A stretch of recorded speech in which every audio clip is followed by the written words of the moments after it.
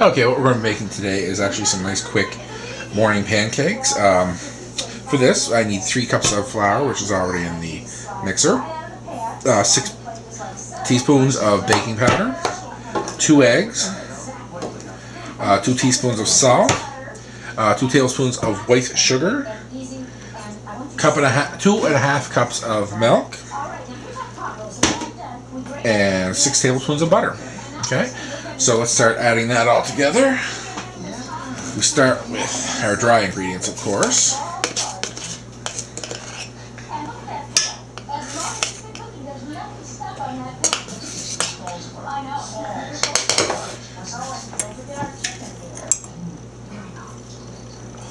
Okay, now put the sugar in there.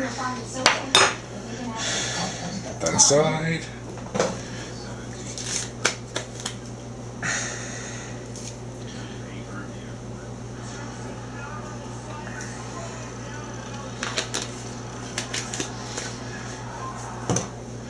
Pour our butter in.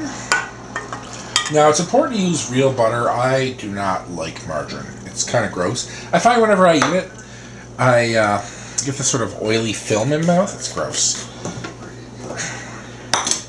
So I steer clear of margarine altogether. Okay, got those in there. And we have those. Now, one thing I do like to add, some people don't, I actually throw a little splash of vanilla in. I find it adds more of a breakfast dessert type of feeling. Just about a teaspoon, that's all. Nothing spectacular. Okay. Oh, I forgot the milk. Okay, we throw the milk in here.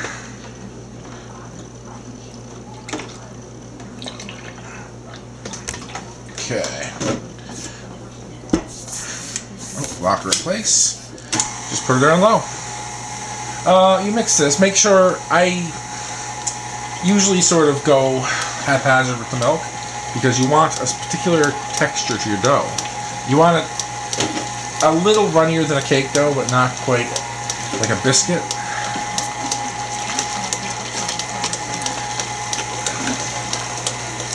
So we're running a little bit more milk.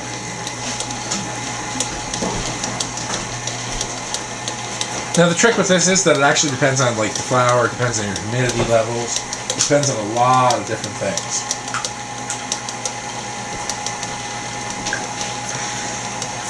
How much you actually need.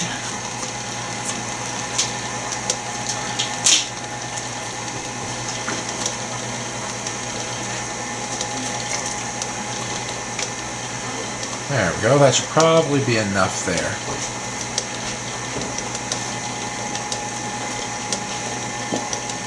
Okay, we just leave this mix for a few minutes until everything is smooth.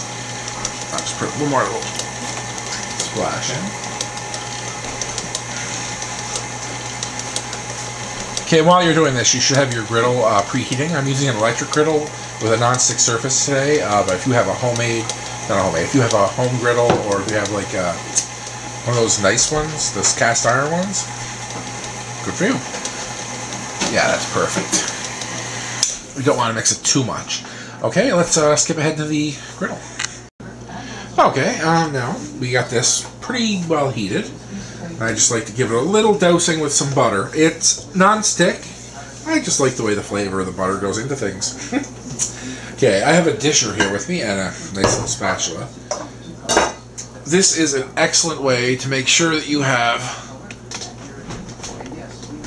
the right amount of dough. About 1/2 or 3/4 of one of these is usually just about perfect. I always go corner to corner, that way it gives it time to spread out. I also do not like to make big pancakes. I prefer my pancakes to be about medium size. Some people like to do the big dinner plate size ones. Nah. This way you can have a whole bunch of pancakes.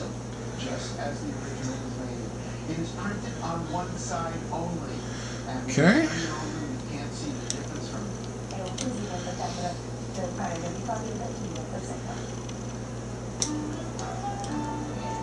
There you go, and they're starting to spread out a little bit.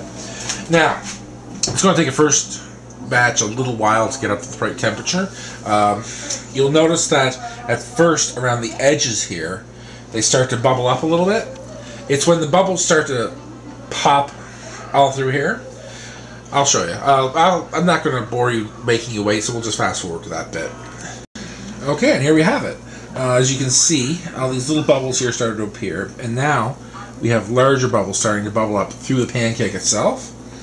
Quickest way to make sure is lift them up and look. Beautiful. Now, the first batch are always the most grouchy of them all. They will heat up faster as you go. Take them and just flip them over. One other thing, once you flip them, don't move them because they'll be sticky at first, but as they cook, they'll like disengage from the pan.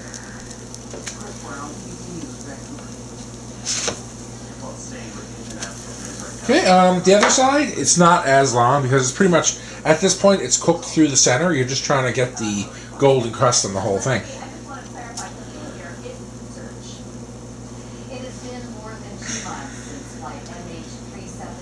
Yeah, you just see, it takes just a few moments for the other side to cook.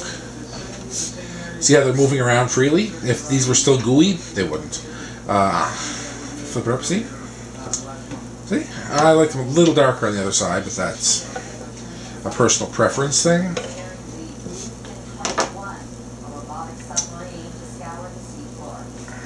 And these should be pretty much done any minute now.